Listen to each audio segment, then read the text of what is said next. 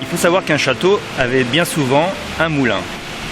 Il fallait de l'eau pour alimenter un moulin. Mais l'eau, c'est la vie. Grâce au moulin, on peut monter l'eau au château. Donc on a 2 roues sur ce moulin, dont une qui servait à l'origine à monter l'eau au château grâce à une pompe à eau. Donc cette pompe à eau, début 19e, ce qui permettait d'alimenter un gros réservoir au-dessus de la bibliothèque.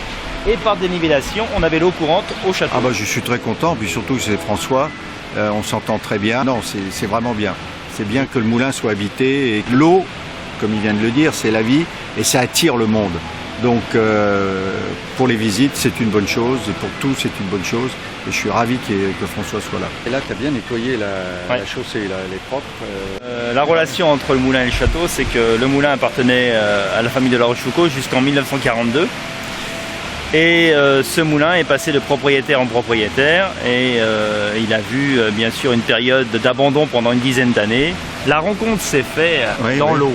Oui, on était dans l'eau, on faucardait. On faucardait donc les herbes dans l'eau et on s'est rencontrés, le lien fort de l'eau. À faucarder, c'est couper les algues au pied. Donc c'est le mot français qu'on appelle ça faucarder.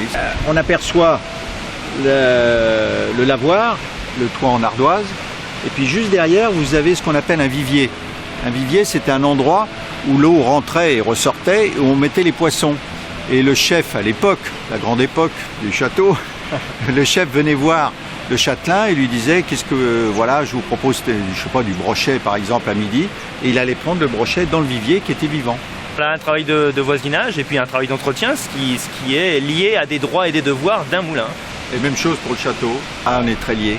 On domine la Charente. Il faut savoir qu'à l'origine, ce château défendait la route Limoges-La Rochelle, mais défendait le fleuve. La preuve, c'est qu'il est en amont du fleuve et il surveille le fleuve. Et donc, l'eau, c'est quand même très, très, très important.